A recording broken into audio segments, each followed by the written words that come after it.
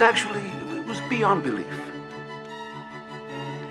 These were first and only drafts of music. But they showed no corrections of any kind. Tonight, we're talking about the 1984 biographical period drama, although I say that very loosely, Amadeus, written by Peter Shaffer and directed by Milos Forman. Peter Shaffer's play of the same name had debuted in 1979 on the West End. I was staring through the cage of those meticulous ink strokes at an absolute beauty. Shaffer's play was based on the 1830 play Mozart and Salieri by Alexander Pushkin.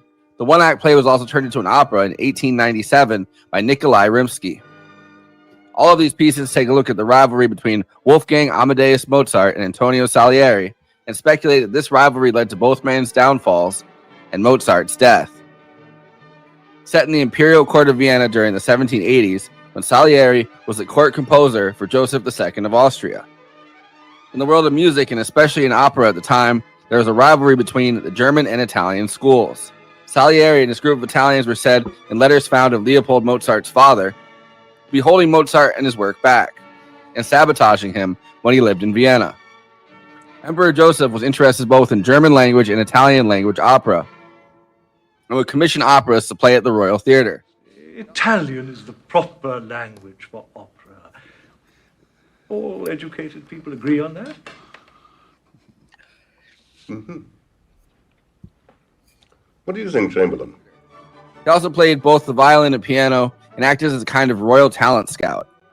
Joseph commissioned operas for Mozart while he lived in Vienna, including the controversial The Abduction from Seraglio, The Marriage of Figaro, which until then had been banned as a play, and in Vienna, The Magic Flute was commissioned by the head of a theatrical troupe to play at the Weiden Theater. Young man, we're going to commission an opera from you. What do you say? Majesty. Did we vote in the end for German or Italian? Mozart's position in Vienna, where he initially flourished but then began to languish in debt and poverty, and the mysterious circumstances of his final illness and death at age 35, led to speculation they had been poisoned, and because of the rivalry between the two of them surrounding the court composer position, in the decades after his death, Salieri was blamed for poisoning Mozart. Although no evidence of this has ever been found, Mozart and Salieri and Amadeus both explore this idea. Amadeus stars Tom Hulce as Mozart, F. Murray Abraham as Salieri, Elizabeth Barrage as Constance Mozart, and Jeffrey Jones as Emperor Joseph, as well as Simon Callow, Roy Dotrich, and Cynthia Nixon. Critics of Amadeus have long pointed out the lack of historical accuracy in the film. It's a work of fantasy that imagines Salieri in his old age, telling the story of his life and the admiration that curls into jealousy and then hatred of Mozart. Salieri sees himself as a distinct mediocrity, with the exceptional ear for music and culture, punished by God to live in a court where a vulgar child like Mozart is blessed with undeserved and unrivaled talent. Mozart lives in frivolity and scandal that would destroy anyone else's life and career, while Salieri sees himself as a man who lives piously and simply, while Mozart revels in excess. It drives Salieri into madness, and he sets out to destroy Mozart, which he thinks will punish God. By the end of his life, with Mozart long dead from being overworked into an early grave, Salieri sits in an asylum having been accused of killing Mozart. It's the classic revenge story that destroys both people in a convoluted plot to fulfill the basest desires. Or this. This. Yes. Better? What do you think? The role of Mozart has long been coveted, and Kenneth Branagh, Mark Hamill, and Tim Curry all wanted it. Mark Hamill and Tim Curry had played Mozart in Amadeus on Broadway. Milos Forman shot much of it in Prague, including the Estates Theater where Don Giovanni was debuted by Mozart in 1787. Amadeus was nominated for 11 Oscars and won 8 of them at the 1985 Oscars, including Best Picture, Best Director, Best Actor for F. Murray Abraham, Best Art Direction, Best Costume Design, Makeup, and Sound.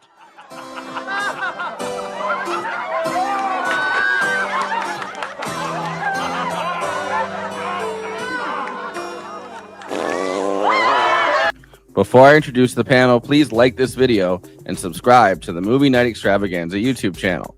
Then hit that bell to get notified whenever we're streaming.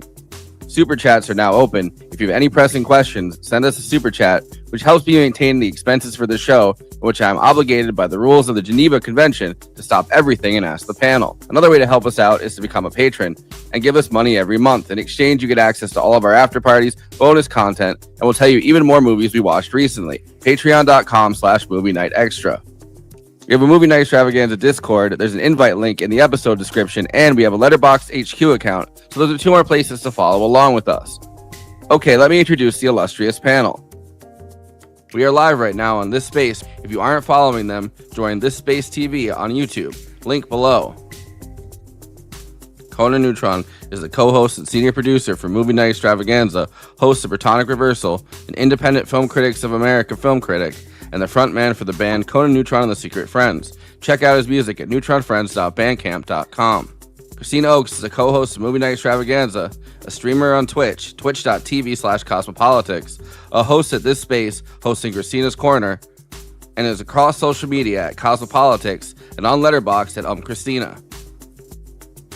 Lauren Chouinard is a writer and social media strategist who writes film reviews for Merry Go Round magazine and is on Letterboxd at Lonely Goat Herd. I, of course, am the court composer and host, Forrest Miller. I will speak for you, Father. I speak for all the mediocrities in the world. I am their champion. I am their patron saint. That's right. Court composer. All right. R.I.P. Salieri. You would have loved podcasts. He'd just be venting his frustrations about Mozart the entire time. he was like the Vienna classical music podcast, and the whole time he's like, Mozart wasn't that good. He was, he's just spilling tea constantly. That would be the show. Yeah. Absolutely. Yeah, I mean, that would, and people would love it. It would be huge. Lauren, welcome. Hello. So happy to be back. Always good to have you. I know this has been one on your list to do for quite some time. Actually, it's been on our list for quite some time too, because we always talk about, and I saw in the comments, our disdain for the biopic genre, and this is one of the good ones.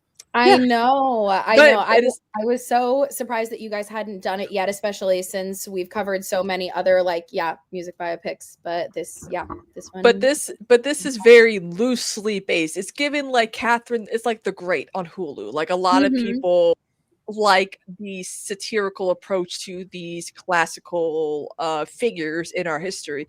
And the first time I heard about Amadeus was a segment on I Love the 80s, and I was like, Mozart Mozart had a funny movie? What? Yeah. Okay.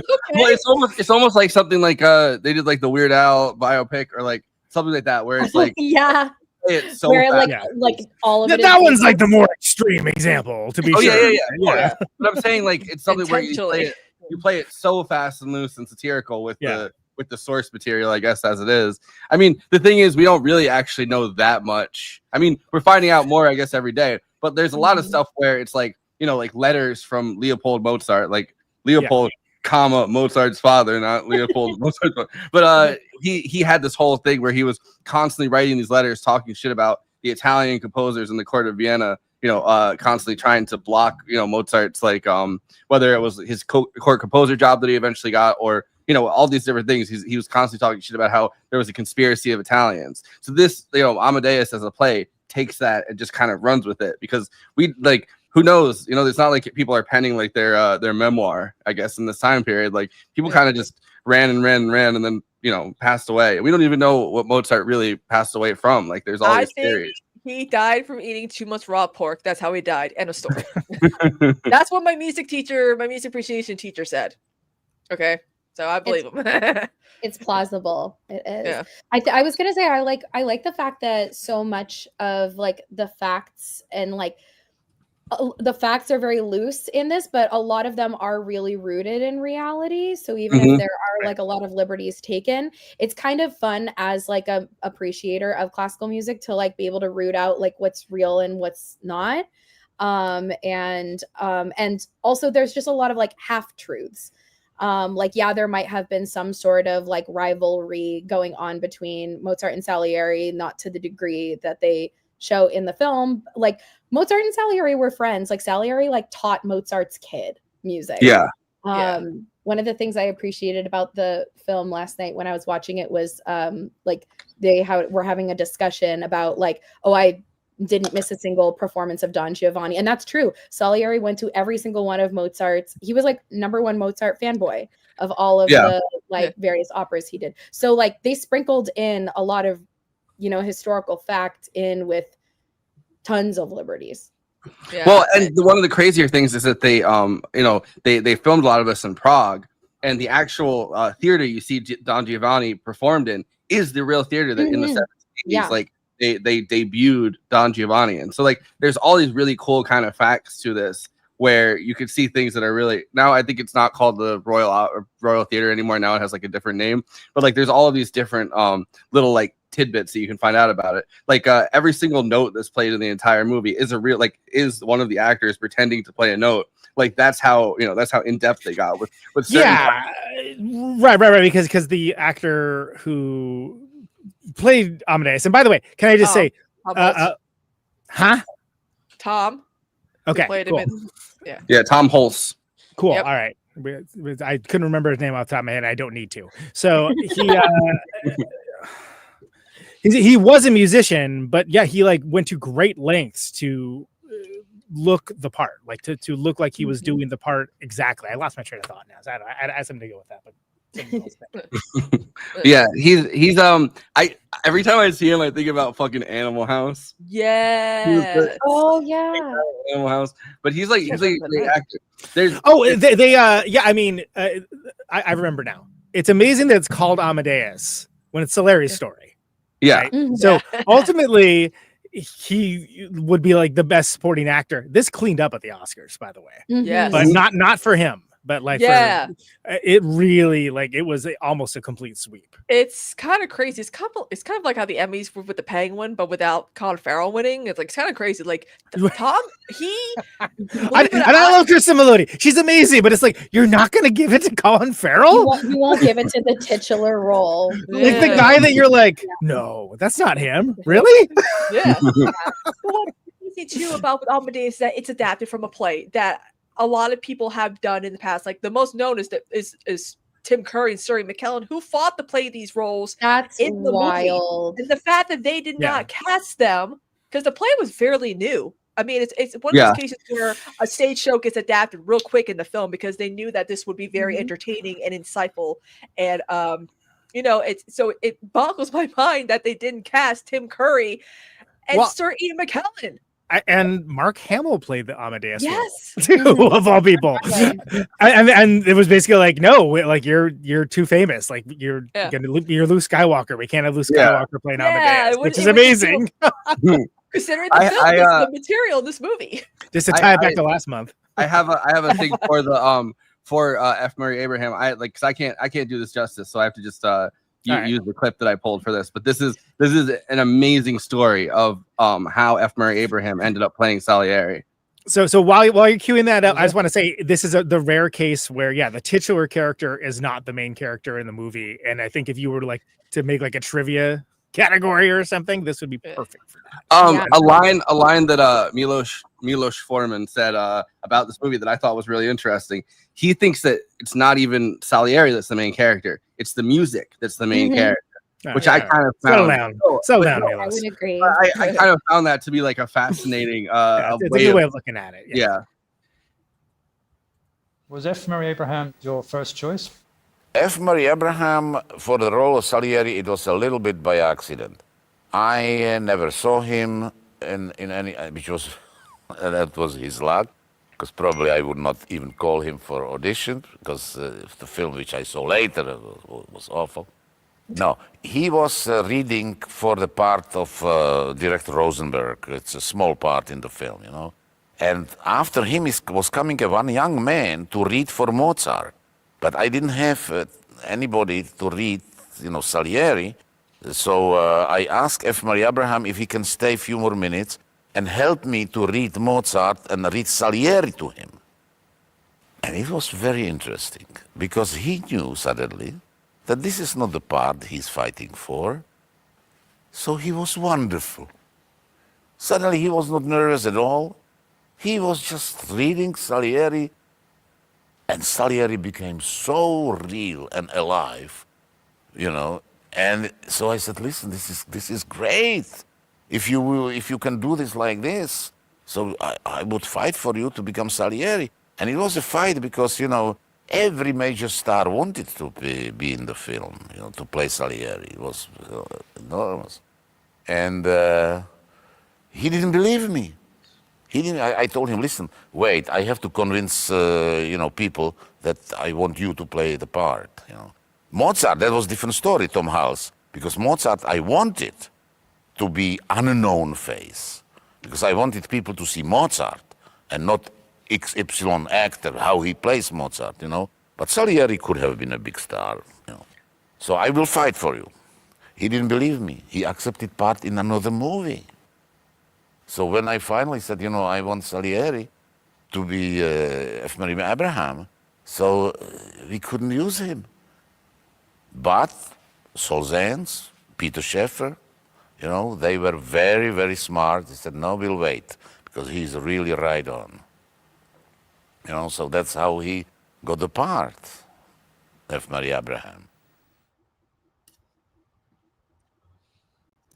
Nice. That's so fascinating. Yeah. I really like, I mean, the other people that were up for that role, very interesting list, but like, I just can't see anybody but him in that part. And to think that he just came in for a bit role is Kristina, wild. do you want to do the list? Do you want to? Yeah, He's so good, but yeah, this is gonna be amazing, because it is gonna be like every one of them, like, that's so different. That's also so different. That's indeed. By the way, F. Murray Abraham, the three of the movies, right? The movie that he accepted a part in, I think you guys probably know what it is. Scarface was the movie that he accepted Hello to my little friend. and of course he was great in that. But the small roles he was known for before this, Serpico and All the President's Men. R.I.P. Yeah. You know, we still have to do that movie. I don't know how we haven't, but have we not done? We've never done that. Wow. Yeah, we were talking about that earlier. Yeah. Wow.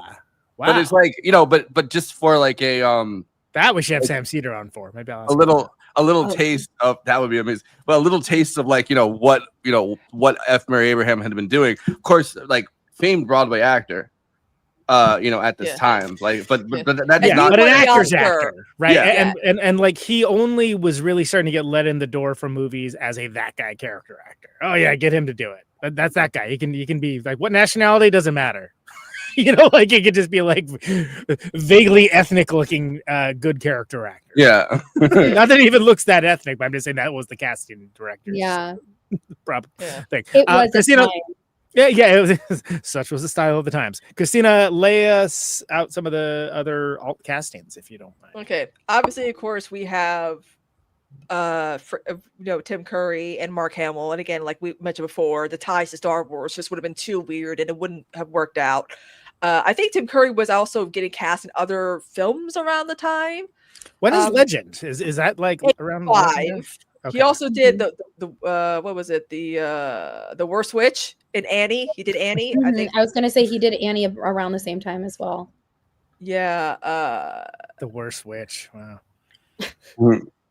Also, Kenneth Branagh was also supposed to, because he had done it as well. Spoiler alert: Worst Witch not being covered in Witches Month. Yeah, I was gonna say Worst Extravaganza in October. We're be skipping that one. Wow, I can't believe we didn't think about that one. Exactly. Started out with the best witch, and then also Amy Irving was since she did the stage show. They wanted Milos wanted her, but she passed on the opportunity to do that. Which to me made more sense because it's like, if you're not gonna have Mark Hamill or Tim Curry or Sir Ian McKellen, then like what the you can play loose, a little bit with that casting. Yeah. Let's see. I'm trying to see if there's any. Yeah. So Legends 85. So, and you got to imagine Tim Curry's thinking like, oh, Ridley Scott. Yeah. High fantasy. I get to be like the big villain. But then then he always talks about how much he hated the costume. Now, Meg Tilly originally was cast as Stanza, but tore a leg ligament in a street soccer game the day before she was filming her first scene.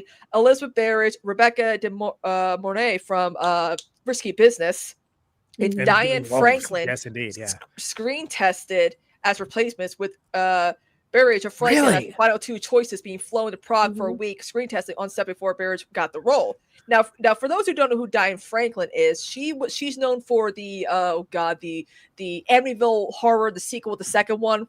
That kind of details the family's origin story where she was like that I love that movie. I've seen it. Yeah, but like so what the hell? So there is I'm trying to figure out what other ones. Well, Rebecca De Mornay, let's see. So she would have been like what, Runaway Train? Yeah. Because it's a few years before Hand Rocks the Cradle, which is like the big one for her. But of course, Risky Business is that's like right before this. She's amazing in it. By the way, that movie is a lot weirder than people remember. But what, Risky Business? Yeah, but that's neither here nor there. Yeah. I feel like that's like a classic 80s thing. Like pretty much every 80s movie, it's like, oh, that's a weirder movie than everybody remembers. I mean, he's ostensibly running a brothel at one point. Yeah. And that is the titular Risky Business. That was like, oh my God, how do I not remember any of this? Just to take those old records up. That's all you remember. That's not what I remember. It's all you remember. Let's see, there's any other casting? Those are all so different, though. That's kind of, there was also, I don't know if this rumor is true, but I heard that also Mick Jagger and David Bowie tested for Mozart. Was this before or after they collabed doing Dancing in the Street? I think it was before. They did it together as a team, as a dance team. Yeah. Well, and you're onto something, Lauren, because Herzog, when he did Fitzcarraldo, which is 82, Mick Jagger was going to be they wrote out the part, but was going to be like his sidekick, his like developmentally disabled sidekick. and they even like shot test footage of it that you can see like on YouTube or in the comment. So he was like really kind of trying to make a big play towards acting. I was going to say Mick Jagger, secret opera fanatic, just like wanted to be involved. I mean, it's music involved. It makes more sense than Free Jack. Free Jack, everybody. Thank you. Yeah. It's also crazy too. But we would be almost too serious, though. I think. Yeah. I actually think he's a good actor. I just think he didn't have usually the best material to work with. But like, I like that. I mean, the laugh, right? You were talking, Lauren, earlier about is it historically accurate? Whether that's historically accurate or not, it's amazing. He based it on a director he knew, Conan. He based it. Tom said he based it on a director that he knew. I'm like, who's the director? Name names. Yeah, name it. Also, Burt Reynolds was up for Salieri. For Salieri. Oh, for Salieri. Yeah. Oh, okay. Yes. Man, he's like, I'm gonna. Maybe it's time that I take revenge. Man, hey, guys. He would have got to shave the mustache, right? I mean, that would have been historically accurate. I always think of Burt Reynolds as chewing gum because of like the SNL sketch where he's like, maybe it's time that I spit in the face of God. What do you think, God? But also, Salieri is not cool though. The whole thing is that he's not the cool guy. He's not the new hotness, and I just don't think that's an ill fit for. Also, apparently there was a stage production in Paris, starring and directed by Roman Polanski, who played Mozart. Never heard of him. Wow. I know. I've heard. I don't know her. But yeah, so some of those casting choices were something. That's for sure. I wonder when he said Mel Gibson auditioned too. Mel Gibson yes.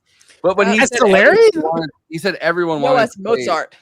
when he said everyone wanted to play Salieri, I wonder what lists he had for that. I mean, who knows Who was between everybody at this point? Yeah. Mhm.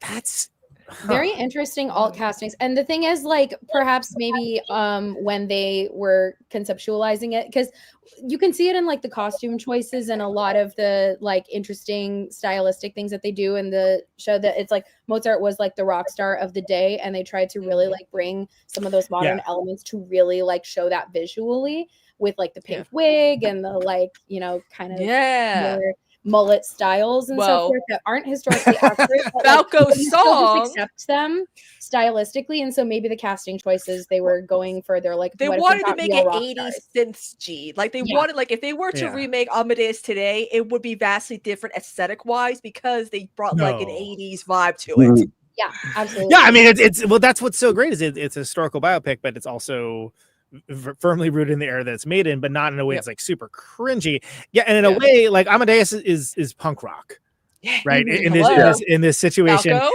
And Salieri's like he's like the old like dinosaur classic rock band that like is like sees like, oh, like there's something new happening.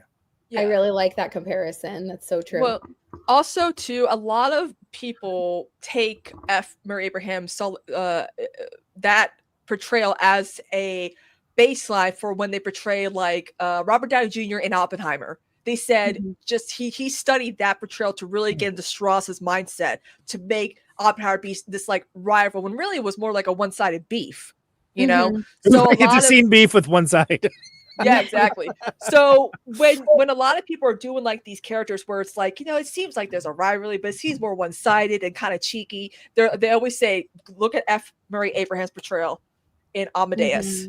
That is a good baseline to really tap into that. And I feel like a lot of people don't give him the credit.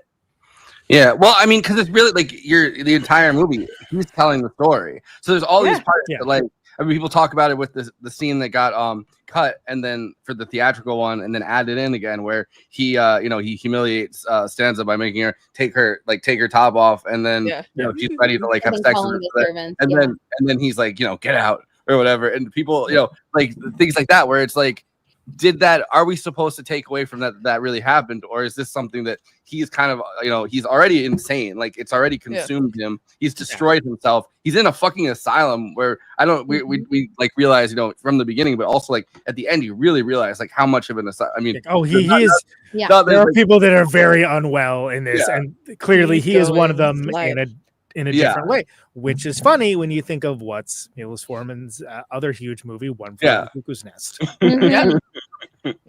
I was going to say, like, I think that the exploration of like mental health and psychosis that you can really dive into with this movie, and what was so interesting is like the use of music throughout the movie, like in non-diegetic and diegetic music, is sometimes the lines are very blurred to show the psychosis.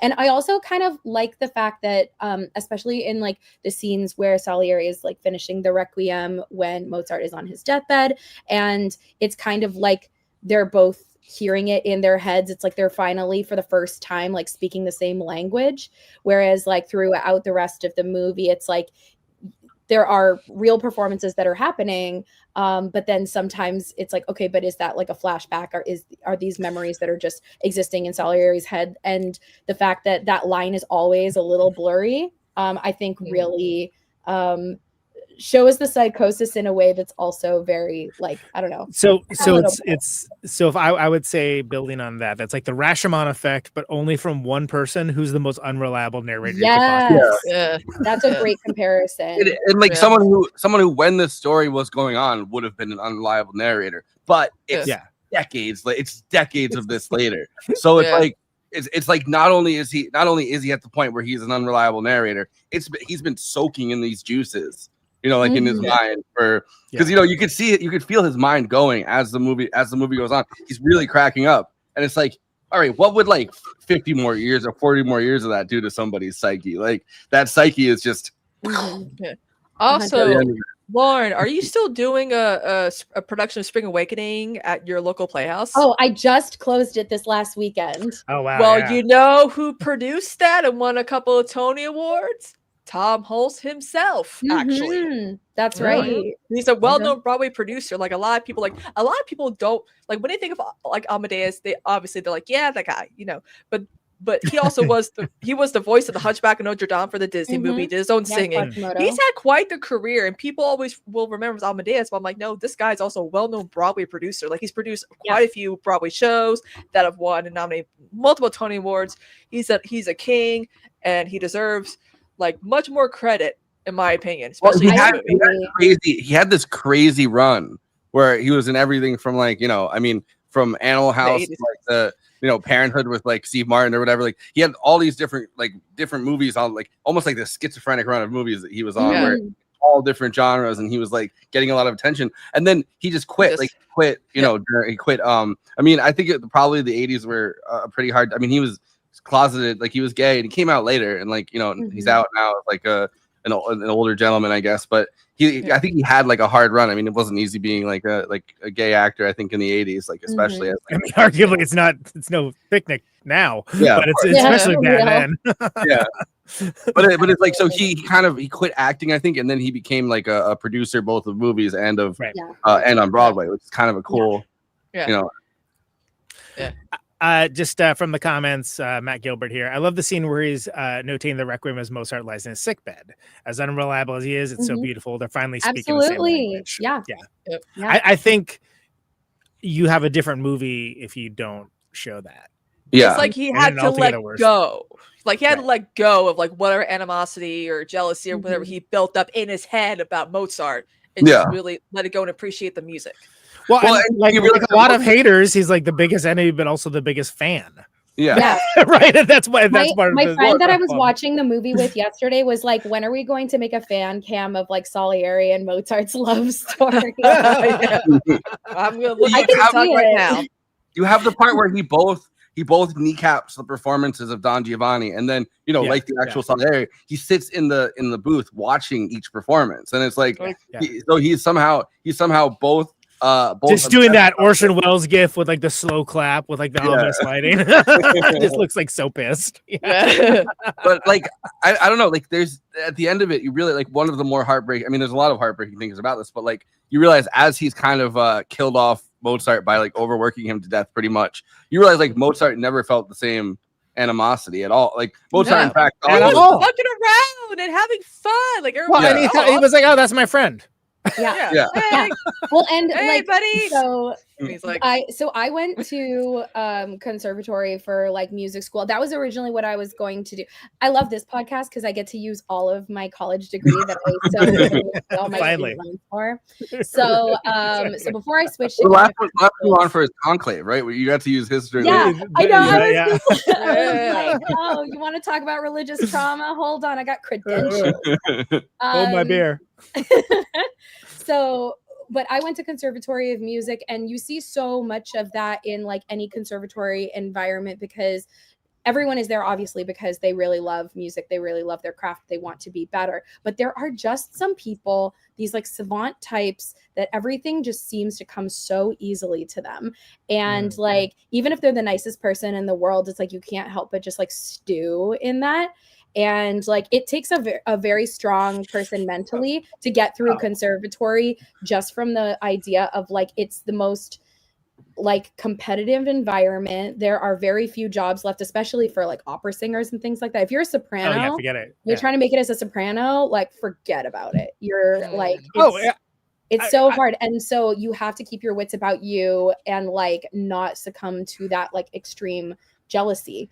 And so there are a lot of times where I was just like, oh yeah, like I know what that feels like, to watch your contemporaries, people that you even respect around you, and you just look of the industry.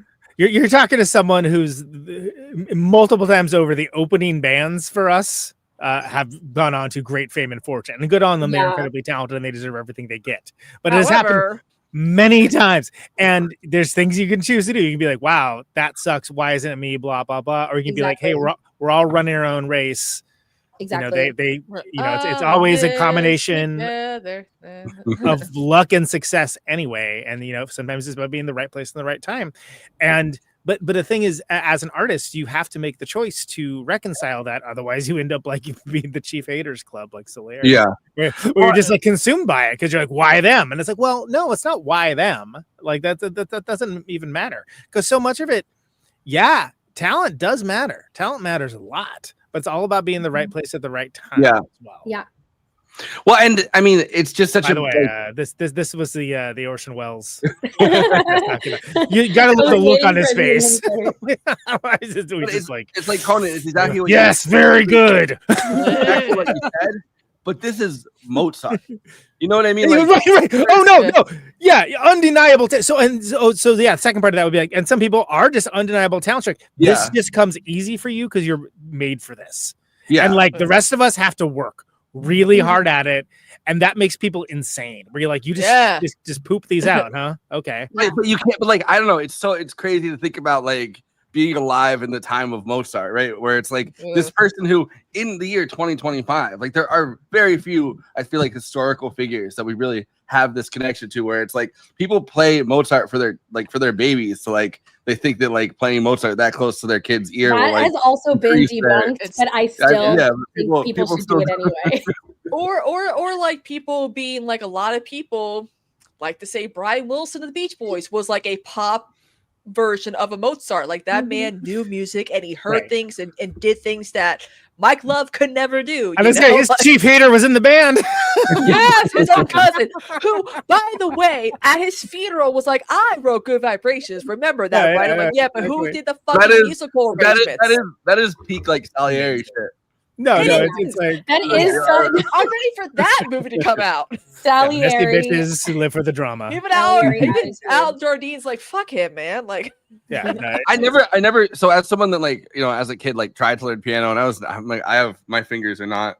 I'm not. I built got long fingers. But I could like you always would see like when you were playing classical music, it was like the variations, and you never really thought about that until like watching this movie, where it's like variations are Mozart taking a piece of music that like very much exists, which he did do the variations on Salieri, like it's like a classic song, like, and it's in the movie. But like when you're sitting there and you're playing the thing, like that's Mozart saying like, oh, I bet I can improve this song. Yeah. Which is such and it doesn't just happen in classical. It happens. Yeah. It happens in all genres, where somebody will take something and you're like, oh wow, that's like totally. I know exactly what that is, but somehow totally different because it's been taken to a new level. By the performance and by the person that usually someone's very comfortable in their voice, which is something a lot of musicians spend their entire life trying to find. Yeah. And like when someone finds it like early. And at that level, yeah, of course, it's gonna make you crazy if you had to, you know. Yeah. Imagine 1983 and Thriller just dropped, and you're just hearing nothing but Michael Jackson all the time, and you're like, God damn it! Yeah, it'd be like from the Jackson 5. Yeah, no, that definitely is the little one. The little boy. Michael Jackson is another example of like a Mozartian figure, almost like a person that was that talented at that young an age, where it's like the king of pop, right? Yeah. But then again, look at his upbringing. You know. But even though he kept saying my dad was abusive, he's like, look what came of that. He became a perfectionist. He was able to really articulate music. I mean, he didn't know how to read, but I know that if you have a good ear for it, you probably could do amazing things. Like you don't know how to play an instrument, but you know there's something in there that you can use. Yeah, you're right. Reading music is great, but it's certainly not required. I was gonna say, like, I think that the thing that was the most accurate about the movie in terms of its accuracy was like Mozart's genius around how he worked, in terms of like how he would just be able to notate things as they come off of their head. Like notation is a very difficult skill, even for like the most qualified musicians out there. And most musicians train their entire life and like will never be able to do that, where they can just on the first go envision it all in their head and then accurately get it down with no copies. And that's so interesting. I'm horrible at it. I'm very good at composition, but I'm horrendous at notation. Like the worst. Like I would. And usually it's like go sell shoes before I do that. You know what I mean? Yeah, it's kind of like you're either good at one or the other. Like I feel like the people that are really good with like oral skills are sometimes like not as strong in things like music theory. But Mozart was good at all of it, which is like super infuriating. It's gonna drive you nuts. Yeah, I feel like Salieri Salieri is like a perfect example of like a music theory guy. Where it's like 100%. Yeah, and that's the big difference is that he's very like by the book, whereas Mozart is thinking outside of the box because like I don't know if this is like true at all that he had some sort of like synesthesia, but like I feel like that could have been like a big factor in the way that he kind of moved through his like savant like composition stuff. It was interesting though because I was reading more about like people are like, oh, he can just like come up with these things like off the top of his head, so he's probably just like popping them out, like, but I guess like in the letters that his father wrote, it was kind of hard for him. Like he would get writer's block just like everything else. And since he was always like fighting with his boss because his boss was making him do shit he didn't want to do, it was like a little bit. So one of my favorite lines that I read, because I went through like the letters about kind of like how he worked and like how accurate was that to how it was portrayed in the movie. And one of the things that I really paid attention to in the movie was the use of language and this like Italian versus German. In the movie, all of the Italian operas are sung in Italian. But did you notice that all of the German operas are translated into English? Yeah. Well, yeah, because German's not a nice language. I mean, it's like, that was done by Milos Forman as a narrative tool to what sounds familiar versus what sounds exactly. Foreign that was really effective.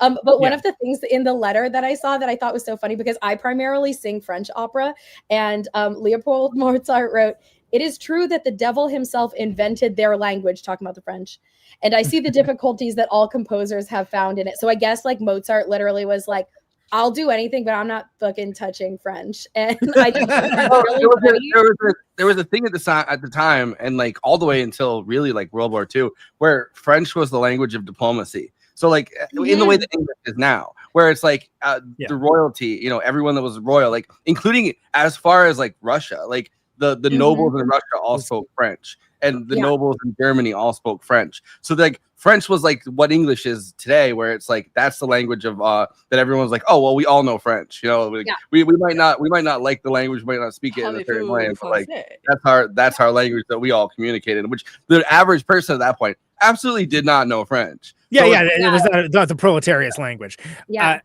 Real quick, because I know we got to read this the super chat as well. I want to tag that point that people see results, but they don't see the work that goes into the results. So again, the idea of, oh, it all just came so easily to him. Like, yeah, but you weren't in the room while he was like writing this out. And that's something that people often in narratives that involve music or creativity, like they don't like showing the actual process or the work. They only like showing the result. And the idea, and that's where the whole idea of divine inspiration comes from. No, it's more divine perspiration more often than not. And that's true of genius as well as anyone else. It just hits differently because Salieri in this case is someone that like he'd be like a grammarian, where like he's really focused on the structure and the rules of what it is and sucks at composition. It's like, but nobody cares if your grammar is perfect if what you write is something that nobody wants to read. Exactly. And that same kind of way, if nobody wants to listen to your perfectly composed music, then what does it even matter? And that these are the like larger issues that are at play between these two guys and the back and forth, and the fact that at no point ever does he ever have an epiphany of why it maybe doesn't hit the same as Amadeus' stuff. He doesn't reflect inwardly. Instead, he shifts the blame outwardly to God, to his contemporaries, to his bosses, to the world. I love the fact that his just real quick, I think of Benicio del Toro. Do you see what God did when he this is the coke? It's like that. It's like, what? God didn't do that, you idiot. What are you talking about? But no, I love the fact that he admits that he is mid, like he's a mediocre talent, right? Like he's a hack kind of, like he does not have the talented gift, but he is still so narcissistic and so consumed by the sense of self that he thinks that God is torturing him. Someone that nobody at the point where he's telling the story remembers. Nobody is like, oh, y'all hear that Salieri? That shit slaps. Yeah, that shit was a bop. Like nobody's playing Salieri at all, but he still is consumed with the idea that God is specifically torturing like a mid composer, one of probably 1,000 composers running around Vienna trying to get the attention of with strained credulity as an avowed secular humanist who does not believe in God. God is not thinking of you. Yeah. Like you don't even rate. You're not even good enough to like warrant a notice. Like even if like we lived in a case where that theism was objective reality, and that's what's so great about the fevered egos of the painfully mid men of this period, where everyone. Me, I mean, when even I wish that I had the confidence of one mediocre man. Right? Yeah. Wouldn't it be nice? The other thing that I think is interesting, and the Jeffrey Jones character, sorry to invoke the literal devil, is another example of that too, because he keeps him penned up and pinned down because he is jealous of what he can do, and he's really, as royalty doesn't have to give excuses as to why he does something; he just does it. But that's another artifact of the times. I like the choice though, that I hate when someone's really talented and also just like one of the worst people on earth. But like Jeffrey Jones is such a talent. Like he comes up with these things so like off the top of his head, where the thing where he does over and over again as the Emperor, where he goes every time someone gives him a point. And it's like this ineffectual kind of like this thing that tells you all, like it literally tells you who this guy is. If I had $1 for every time in my like day-to-day life, I say, well, there it is. Jeffrey Jones caused quite a controversy in my town because he did this film called Who's Your Caddy? And they were filming in Woodside. After the fact, he was not supposed to be anywhere near children. Back in 2007. And I was like, well, there's the whole scene in this where he's going to the Emperor and he's telling him like, oh, Mozart molests little girls, and it's like, so does the Emperor, bro. Like, That's house, bitch. But there's you know who this character is by that like ineffectual every time he asks. It's a great depiction of that, and he never comes up with the. No, neither his advisors or him ever comes up with the actual, like it's always someone like Mozart that has that creative burst of energy where he's like, let it be German, please. Like the advisor kind of going back and forth. It's like watching a game of Pong or something, they're just kind of playing that on the screen. Well, because the power is the point. Right? Yeah. Because the point is, you don't have to have a rationale when you're the one in power. Yeah. But he was like, you don't have to be right. You're right inherently. The Emperor Joseph, obviously they say it in this, he was Marie Antoinette's brother, but he was this he was like this very interesting figure that he did learn how to play violin and piano not very well, but he also like had this desire to make to make Austria like this world power culturally as well as literally and like militarily. So he did really commission all these operas, he commissioned all this art, but like the things he had certain things that he really liked. Like he didn't make ballet. He didn't make a rule where it was like no ballet, but he didn't like ballet. So ballet was not like nobody, because everyone was so built to his tastes, I guess. Like nobody ended up going like. That's such a great scene though, where he's like, "What are they doing?" Where it's just like they're jumping around like without any noise, and like, what is this? Like what's happening? It's like, oh well, you banned this. He's like, what? No, no, do it. Like do the thing you're supposed to be doing. And it's the fact that it plays out for so long, and you get to see like just this confusion of like, wait, I did. Yeah. I wasn't thinking about this. I was thinking about something else that. Yeah, like I was thinking about the ballet I don't like. Like, can we read? Let's read the super chat real quick. Laura, kick over to you. Off topic. R.I.P. Robert Redford. Also Amadeus 100. Yes. We gave a quick shout out to Robert Redford earlier in the stream.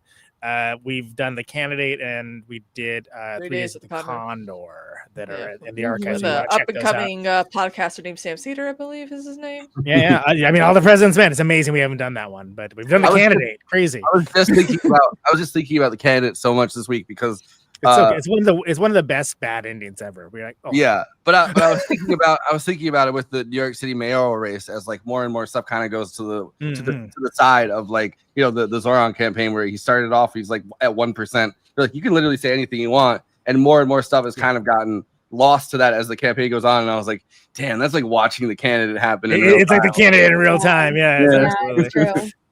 But Lauren, I mean, you hit on some really cool points with this, and just like working, Mozart working in this environment and this regal, environment. That I'm a big fan of.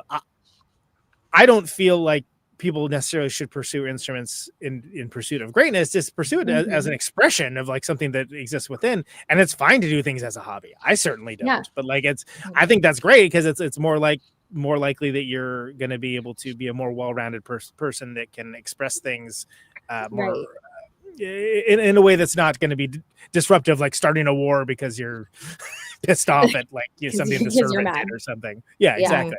But what do you think in terms of all those interactions between he who shall not be named and Mozart? Well, I think this is another thing that is like extremely historically accurate about the movie was the ways that the nobility really like dictated how these, savant composers like really worked. Because like, for example, like just back in the day, up until like the 19th century, composers were always like employees of like a notable person or a church, right? So they're composing specifically and they're seen more as like, it was more of a craft than an art, right?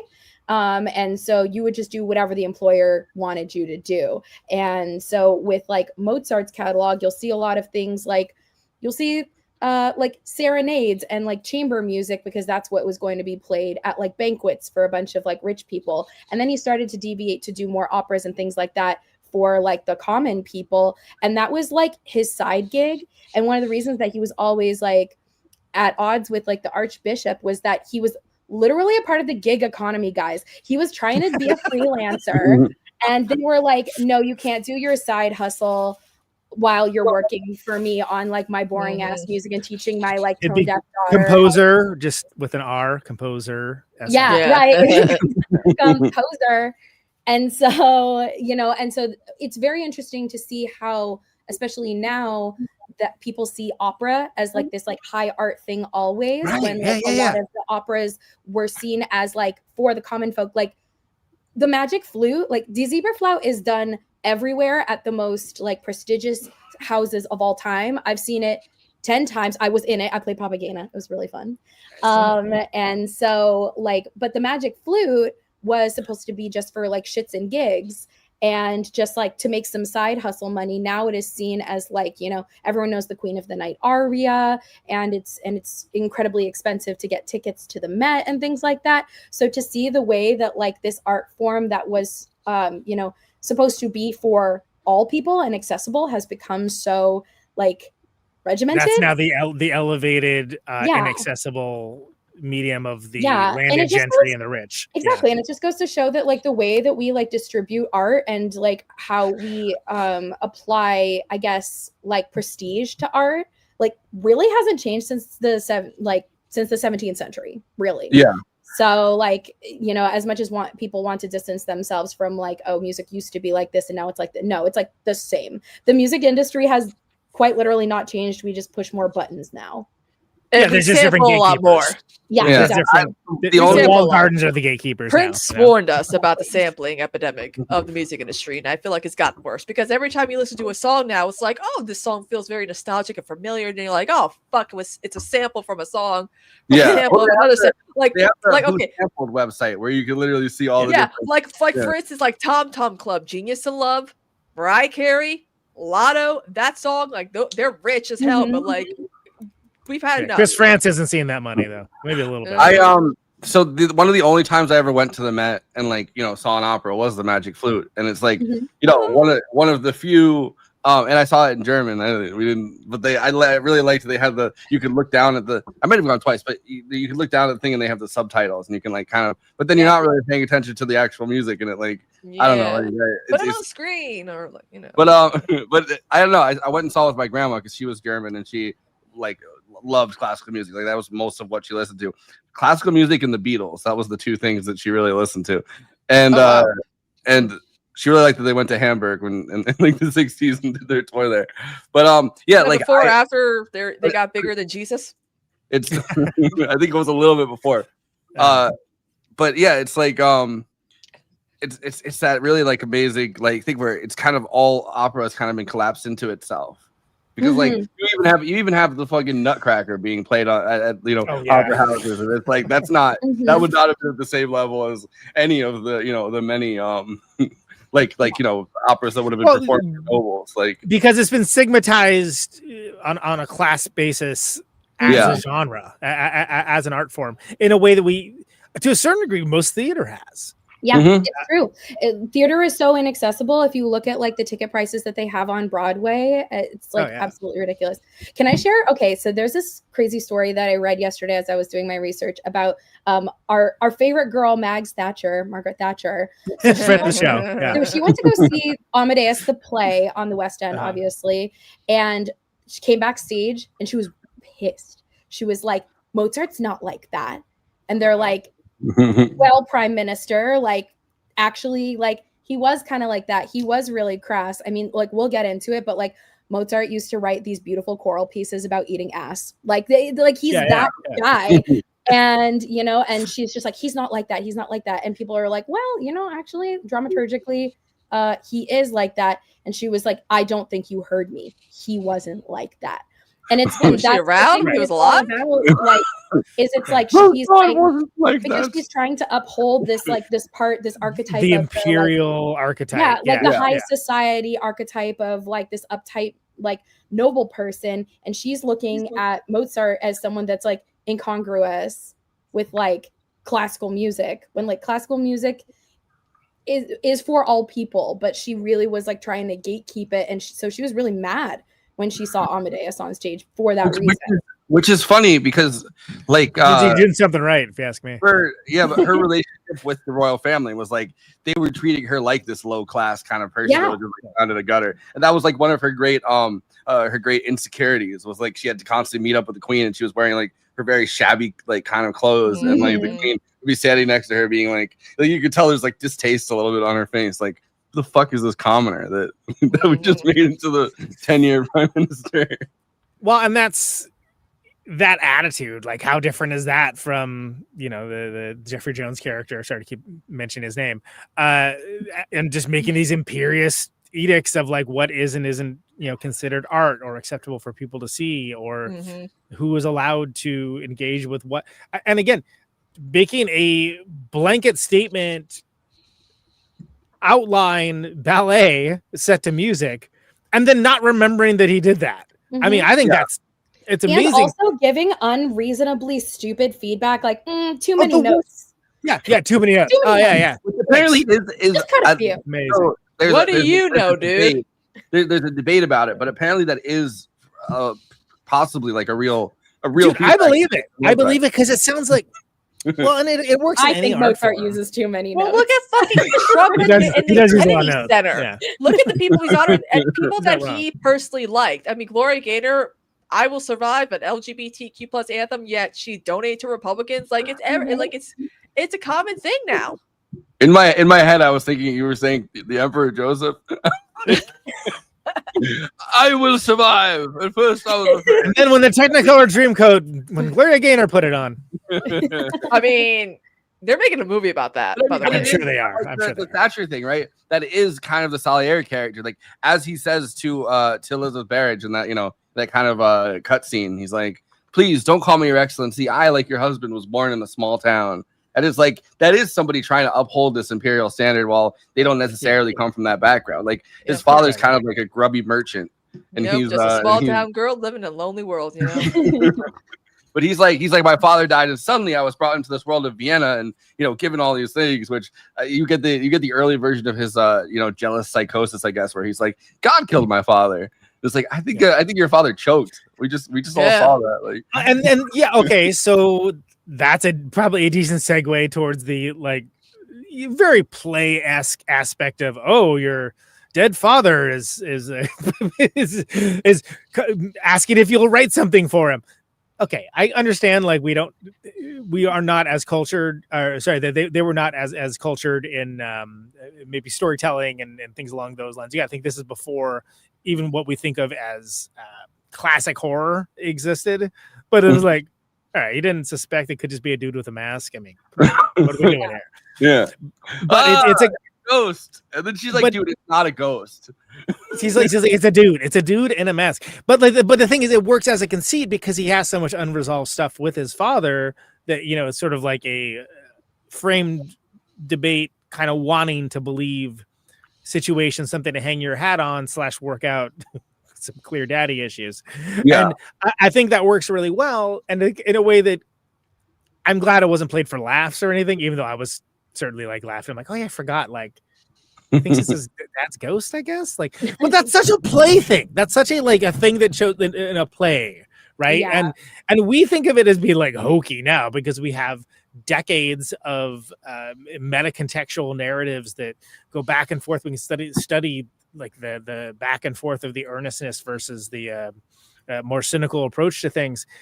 We cover a lot of them on this very show. We like schedule theme months around them sometimes, but in this case, it totally works in the context of the story and the narrative and what the Mozart character needs from closure from his father, which is like really his only family. Didn't go, ooh. I was kind of expecting it the whole time. Yeah, exactly. Yeah. There's another part to it where you're getting, and that play looks wild. The actual play they're doing is like, what is this? This is crazy. I've had it stuck in my head though. Don Giovanni. When you see like the big like the head like the sets and the headpiece, and he's coming through the wall. And if you have no frame of reference, you're like, what am I watching? What is this? Don Giovanni is pretty fucking metal, to be honest. Like, yeah. I do think you're getting this from Salieri's perspective though, and the actual Amadeus play, right? Because I really like that Milos Forman had problems earlier with adapting multiple of these plays on screen, and then Peter Schaefer, who wrote Amadeus, was also the guy that wrote Equus. So he that was the play that he had put on screen before this, and he had all these problems where people wouldn't get what he was saying in his play or what he was trying to convey. So he actually got hired to do the screenplay for this. And I like, so the original play ends with Salieri admitting that he actually didn't kill Mozart, that he just wrote that because he wanted to get attention. Everyone was forgetting his music, and at the end of it, he cut his wrists and tried to kill himself, and then wrote out a suicide note that was like, "Oh, I killed Mozart. That's why I killed myself." But really, it was because he was being forgotten, and he admits at the end to the priest, like, "Oh no, I just said that because people thought it anyway, and I just kind of." Does that even help people remember your music? Now everyone's gonna be. You're gonna remember as the guy who killed Mozart. Yeah, but I mean, we like in this week of where everyone's talking about assassinations, like people think that by assassinating somebody or by being seen to have assassinated somebody, you could be the person that people at least remember you for something down the line. Luigi out here no longer has a terrorism charge against him, so that's a good news. But in this, right? He does have 3 names: Wolfgang, Amadeus, Mozart. So you're getting this from Salieri, who, like, as far as you can really, like, most unreliable narrator ever. Like, as far as you can see, like, did Mozart really feel like it was the ghost of his father, or is this Salieri going, well, at least he thought it was his father, and that's close enough to killing him. Like, I was making him drink more, and then that goes back also gaslighting. One of the interpretations of that is it can go back to that unreliable narrator thing. Like, all right, did it really go down like that? Because my costume was so sick that he thought it was actually his dad. No, I'm sure it wasn't. I saw his dad in the costume, and then I was like, oh, that's kind of like the costume Don Giovanni. So I put on the costume, and then he was like, oh, that's my dad. And then. No, but I think that all works within the context and framework of the story and the movie, and it makes sense in a way that, again, could be played differently if it was approached from a neutral perspective or just not from perspective of like this single story weaving narrator. Like, he's been a rock on tour about this. And that's to obviously his own ends, but I think it all works because it gives you an idea of where he's at that moment in time, and then obviously like losing really your only family other than your wife is that's gonna wreck you. And there's also like especially with unresolved stuff. you didn't grow up with any kind of religion, but there is like almost this feeling of like if you grow up religious of any sorts, and then you're kind of really angry and you're praying like I just wish this person died or something, and then the person dies, like in your head as like a juvenile character, I guess. Yeah. You think like, wow, like my prayer got the person to die. Yeah.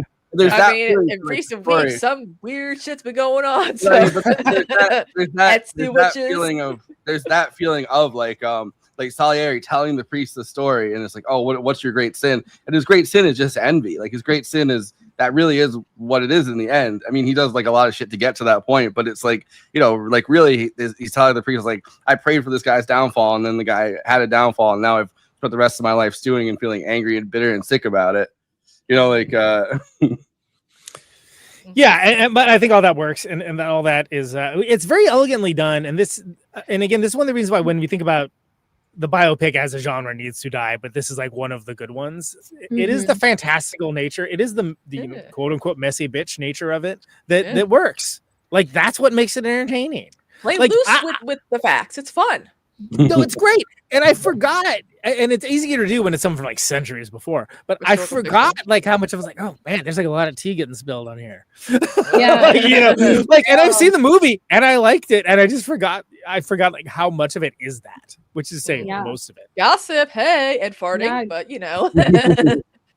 Which that juvenile nature of like Mozart's sense of humor really is like, you know, the fart, like he had like a scatological sense of humor. Which was like the height of comedy at the time. Yeah. I mean, it still kind of is. Like, very mature. So funny, guys. Loosey goosey, you know. That's why I remember watching the movie for the first time, because my buddy John Lo Young, Frankie Valley Years Boys, there's two films that his two favorite films that inspired him the most as an actor: Amadeus and Tootsie. I really wanted him. I know that's the Hoffman movie. I'm like, you went from Amadeus and then Tootsie. I'm like, okay, but like it's, you know, he's what I remember thinking, I'm like, okay, when I saw it on Island of the 80s, I'm like, this is purely a comedy, I'm assuming, but it's just a historical fiction at this point. But it's just funny that like that laugh is so iconic. I hate that that's the same as the fucking Tucker Carlson laugh. It's like, yes. I either didn't know that or redacted it from my memory, and either way. I was gonna say, I'm like, he laughs. Yeah. What is exactly? What is it? A small child or minority die? I was like, I've never heard him laugh. But it's an affectation. It's an affectation that really works well. I think he like Tom Hulce said that he got really drunk, and that's how he came up with the laugh. He was just like he was trying to figure out what he was doing for this. I think he was overwhelmed by how many actors wanted to do Mozart, and he was really trying to like he was doing heavy research, and then one day he got drunk as fuck and started doing like this laugh, and he was like, the laugh, I must do the laugh. He also said it's one of the great like defining character actor things of just like where everyone is like, oh, that's really off-putting. Yeah, like it's in universe, and it is. They say that because it is, but it's also like, but this guy's got the juice. This guy is like the best that ever was. It's this thing where like everybody takes a step back whenever he does it. He's like everyone's like, You're a musical genius. You have a laugh like that. Yeah, it makes him kind of like under the breath too, like where he just does the one and he just goes, The chuckle's almost better, right? Because it's so understated. My mom's in chat. Hi, mom. There's this thing though where everybody in this movie is and I think, I mean, this is just a creative thing in some ways, like if you're in a creative milieu, I guess, but like everybody's so desperate for each other's approval, including Mozart. Like every single time they're like, did you like it? But like they almost sound like a young boy when they're like, what did you think? Did you like it? And they're so desperate. And then of course you have to shoot kind of like, you have to do one of those things that could be a zinger, you know, whenever they said, did you like it? Like it could only be made by Salieri. Like, my fun up there. Like, sorry up there. Look how you guys are having fun. Yeah. And you're always trying to one up yourself. It's like, how many masterpieces can I really make? You know, I want to do something better. It's like Michael Jackson. He was like, "With Off the Wall was fine." He's like, I didn't win enough Grammys. He's like, so we did Thriller, and then he was like, I got to do something better than Thriller. I'm like, honey, you can't do it. I think that way every time I make a new record. You know, I didn't win enough Grammys last time because I won 0 Grammys, so I need to win a Grammy this time. Where's the Michael Jackson version of Amadeus called like Jacko or something? And it's like, or Joseph. Aren't they doing?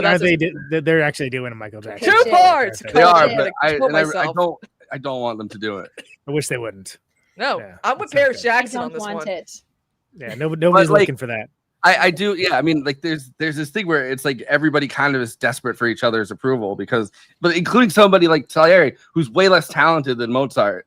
Mozart still wants his approval. Like he's kind of cursed with the ear that really understands this music, like the language of this music in a way that the other characters don't, while also, you know, also being stuck kind of not being able to play it himself. So he has like the complete understanding of the music, or at least his own understanding of the music, while not being able to write music to that level. But Mozart still wants his. Mozart's still like, what did you think? Did you like it? Did you like tell me you like it? Please tell. Like he needs that. Like, well, and look at his validation, father, right? Like he's never getting that validation from his father. So he's got mad daddy issues. Like, don't we all? Which I mean, his father was he's like because of the level of talent, like it'll never be thought of that way. But when they do say the thing about he's almost like a trained monkey, like it is how his father was treating him, taking him around around the Holy Roman Empire, I guess. Yep. To every principality from Salzburg to Vienna. Right. Listen.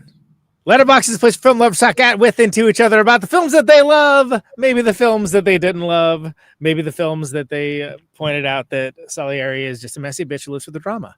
And of course, it's a bottom-up democracy. Everyone gets to have their say, not just Siskel's and Eberts of the world. Everyone gets to chime and opine and say what they feel about the movies. And this is best expressed succinctly where they are collected weekly by yours truly, for Forrest and the panel to react to, on screen, laugh at, with, etc. These are the Letterboxd one-liners for Amadeus. Let's roll them. Men would rather spend years preying on your downfall than go to therapy. Oh my God, Right? so real. Go to therapy, guys. Don't be shooting people. Don't be praying for downfalls. Don't be But can you imagine a version of this where it's Salieri talking to a therapist instead of a priest? Oh my gosh. Different movie, man. Yeah, it would be a different movie. I love that. The therapist would be like, what the hell, dude? Chill Priest, out. by the way, does the greatest facial acting of any actor that I think I've seen. Like throughout this, like his facial actor, where he's like half the time he's like he's deeply upset or disturbed, or then sometimes he's like smiling along, and then Salieri will hit him with something that just sinks his face automatically. Yeah. He's like, "Oh, I love that. That's charming. That was you." And he's like, "No, that was Mozart." Yeah, that's such a great scene. It was like, "Oh yeah, I know that one." It's like, "Cool, that's Mozart." It was like, "Oh, yeah. Awkward." I'm sorry, I don't recognize it. He's like, what about this one? Oh, I'm not really a big music guy. Oh, yeah, but I know that one. Yeah.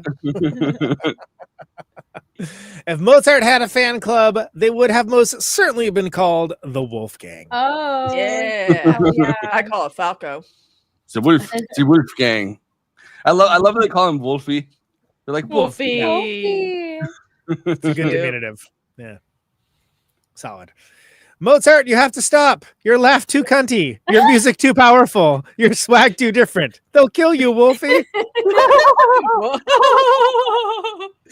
Gotta love the tag. They just hate to see an autistic girl boss winning too. I mean, that is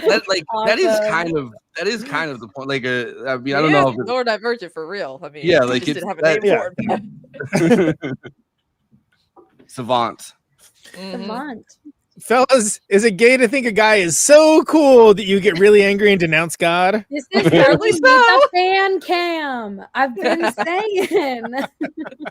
I really just, I don't know. The more I watch it, like, and I've watched it like several times since I think the first time I watched it I was like 13 or 14, but like every time I really love the idea that somebody understands that they're a mediocrity, but also is so narcissistic that they think that God is torturing them. The mediocrity that won't be remembered by history with Mozart.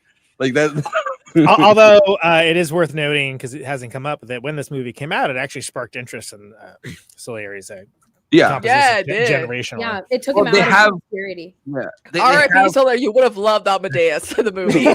they have the variations. Like, it is like a famous thing that several people have put on YouTube, their own versions of it. Mozart's variations on Salieri is like a popular piece to do now. Oh, okay. Yeah.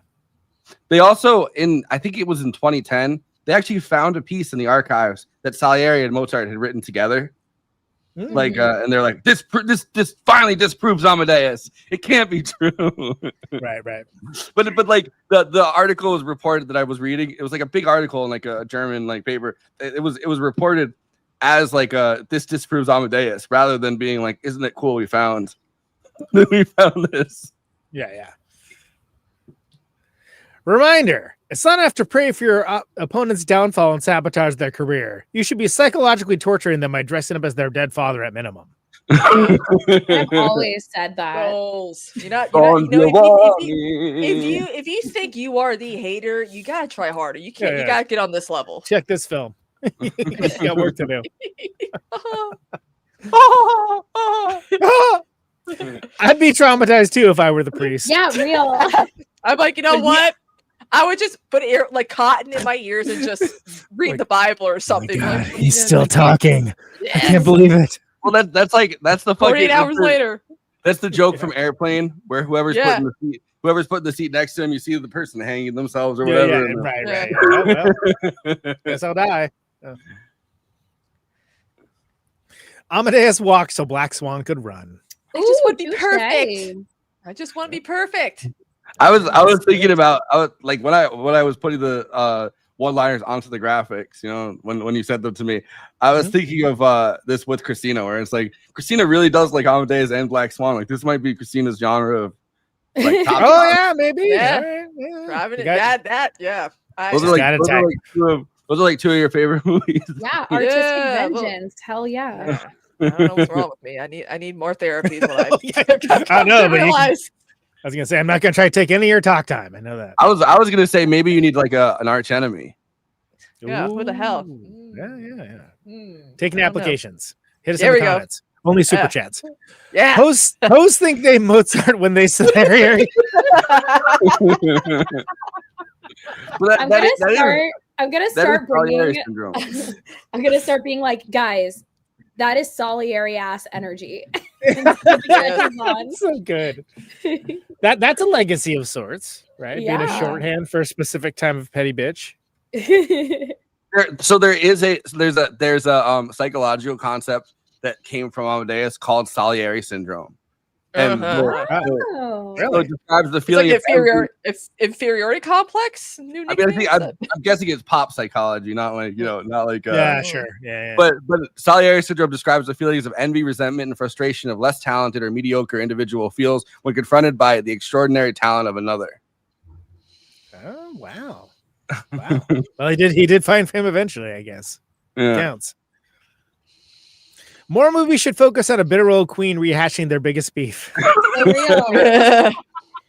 The amount of queening out that happened this whole movie for 3 hours. 3 hours of, you know how much I loved bitchy cardinals. Now we have bitchy composers. You're right. Like Yeah. anytime you have some sort of queening out bitch war, have me on the pod about it. That's my favorite. Well, apparently we do.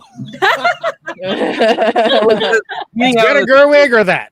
Yeah, exactly. I Queening got out is 2 so much looks better and that's it. in this even than like even in other, because they have that like like sensibility about everything they say, where it's like they're having to think like, well, did you like it? Well, I thought it had too many notes. Yeah, right. Yeah, gotta have something to say. It's Probably. music. I mean, it probably does low key have too many notes. I mean, he's not wrong. He's just being an asshole. Mozart literally thinks he is being hired by the ghost of his father, and he still procrastinates until the night before the deadline. So relatable, King. ADHD feels. Yeah. Hired by the ghost of your father. I'll get to that. I'll get Well, it's not like he's going anywhere. He's dead. That's true. R.I.P. Good point. Mozart, you would have loved Ritalin to lock in.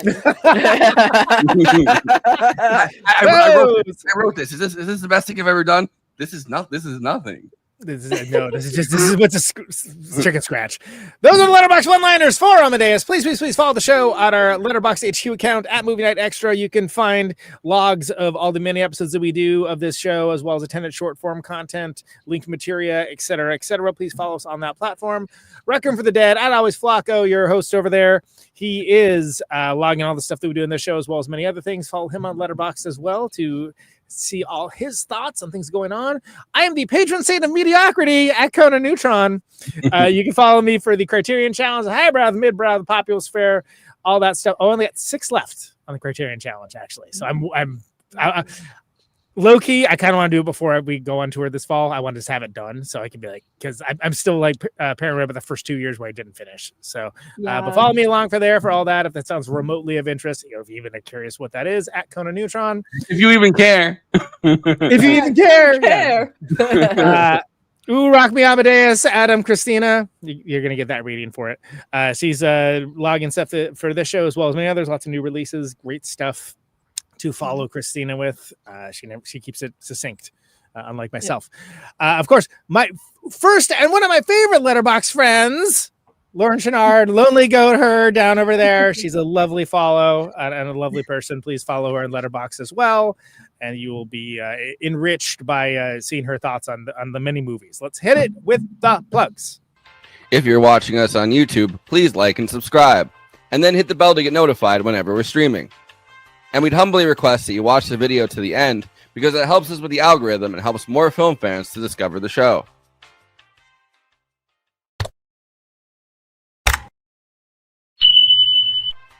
We're also monetized. If you want to get your chat questions definitely read on stream, you can always send us a super chat, which will help us keep the show going. Every cent helps.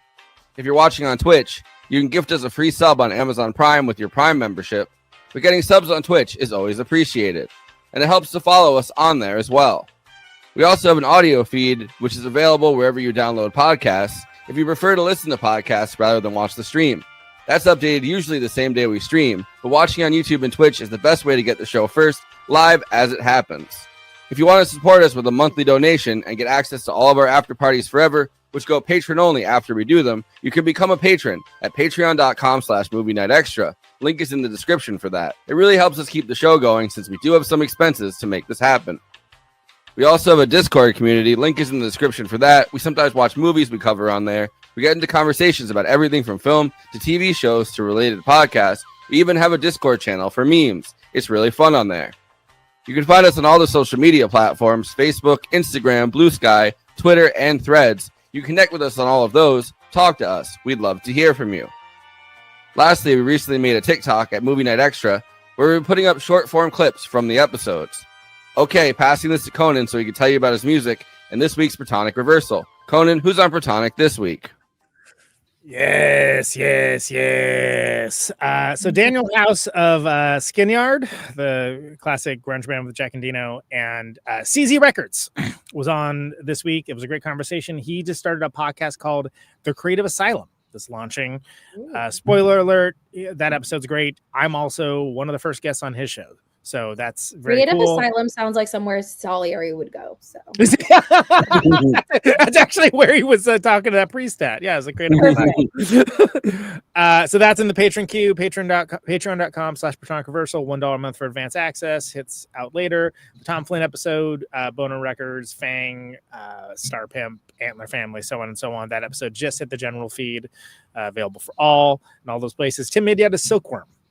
We're back. Silkworm are playing reunited shows, which is a huge deal in my world. He is who's coming up this week. That should be great. Is there going to be more than these 3 or 4 shows? I don't know. I'll probably ask him. You can find out with me. Neutronfriends.bandcamp.com for Co-Neutron The Secret Friends on tour in October and November, heading out to Rat City Recon in Seattle. Here it is. This is older, but yeah, Chicago, Minneapolis, Lincoln, Denver, Salt Lake City, Boise, Eugene, Portland, and then Rat City Recon in Seattle with Piss Jeans, Austerity Program, Buildings, God Bullies, and more. It's going to be great. November, we got Kansas City, Jackson, Mississippi, Atlanta, Georgia, New Orleans, Austin and Denton, Wichita, Santa Fe, and Phoenix. And then we have a show in Los Angeles with Mike Watt for my birthday in December, which is going to be great. And I did do all that without any notes. Thank you very much. NeutronFriends.bandcamp.com. Way of the Neutron is the new record. You can get it on any of the streaming platforms, as well as purchase CDs, vinyl records, digital, any of that kind of stuff. Always appreciated. Purchase is always good. It helps keep the whole operation running. I think that is it. Kristina, what do you got? So streaming on Twitch. I'm blowing up on TikTok just as it's about to get bought out by some right-wing pro-Israel company. Yay! Yeah. Don't we love that? yeah, just like you predicted. Yeah, exactly. And of course, Robert of Good Morning Comrade and myself are working on a Dark Shadows podcast called Morning in Collinwood. Nice. We already have a Patreon page. I gotta link that somewhere. So he's got to send me it because He's very organized. His workout. I had my show this earlier on this space with Alex, Devil's Advocate. We were just talking about the Charlie Kirk thing and trying not to laugh too much about it, and whatever. They're gonna get you fired from this space. I know. Everyone's like, people, if you're worried about getting fired, I'm going to tell you the secret. Say you're already been fired. Okay? I lost my job. Like, my mom's my own boss. Like, okay, whatever. Or just be unemployed and just... Unemployed. Yeah, just click unemployment or whatever. But yeah, still streaming on Twitch. We had a bit of fun. We finally watched Lady Gaga's Brazil concert, which was so fucking awesome. Mm-hmm. That was so good. Loved it. And don't really got much else going on. I'm assuming. Do you have a launch date for your Dark Shadows podcast? Not yet, but I will definitely keep posted. We're gonna do like a few test runs, I think, before we dive in. I want to try to ask some of the cast members that are still alive if they want to come on, because we got a lot of competition, and by that I mean one other podcast. Hell yeah, but yours is clearly the best. So yeah, and we haven't even had an episode out yet. Theme song bangs. Yeah. By the way, I still remember somebody tried to get, like, not recently, but like I think it was like a year or two ago. Somebody tried to get me fired, but since I didn't have a job, they tried contacting Jason Miles. Great. That's Love fun. it. And Jason was like, he doesn't work for me. Other than that, it's a foolproof plan. But Lauren, what do you got? What's going on? Oh my God. Okay, well, I just closed my show, so that means that I am officially on break from theater, which is really nice. However, I've been really getting into burlesque. So if you like what you see and you want to see way too much more of me, you can always you can follow me at my alt account, which is at Maria Von Thirst Trap. Hilarious. And good inspo for when I make my fantasy account. And I'm doing shows all over the Bay Area. So I love to meet people, and I think burlesque is like really fun, and you should come support me and the girls. And then oh, for real? Yeah, dude, come on down. They're trying. Well, speaking of burlesque, they're trying to make that movie into an actual stage show too. They did. It's on the West End right now, and I've heard it's like selling like hotcakes. Yes. Yeah, we're all about a silk robe. Also, in addition to my performing stuff, I start grad school next week. So That's right. Nice. I'm going to become a therapist so I can help people with Salieri complex. Being on this show is great practice. Yeah. So that's what I've been up to. And of course, you can follow me on Letterboxd at Lonely Goat Herd. Now that I'm not doing theater, I can actually sit at my house and watch movies because I won't be at lock some rehearsal. stuff down again. Exactly. So yeah, so that's where I'll be. I'd be curious as your thoughts on Splitsville, because I loved it, and I was like, Splitsville. Have you seen Splitsville yet? No, not yet. It's way better than the previews lead it to believe, and that is nice. I'm excited. I'd be very curious. Very stoked. All right. Yeah. Lauren, do you have some final thoughts on Salieri, on Mozart, on classical music, on Amadeus, on all of it? Listen, Mozart did use too many notes, but like I love him. It's not wrong. It's cool because I feel like it's people talk about how classical music is a dying art. People can't like go to the like symphony and the opera or whatever because it's so expensive and it's so hoity-toity or whatever. I like anything that makes classical music accessible, makes it fun, makes people curious, makes people think about why we have the accessibility issues that we have in the arts. And also just like it's just cheeky and fun. And so I'm a fan of anything that makes you want to dig deeper into music history. And it really was like a catalyst like that for me. So 5 stars, love Amadeus, will be like one of my favorite movies forever. Hell yeah. Kristina, final thoughts. If you think you're being the ultimate hater, you are not doing a good job.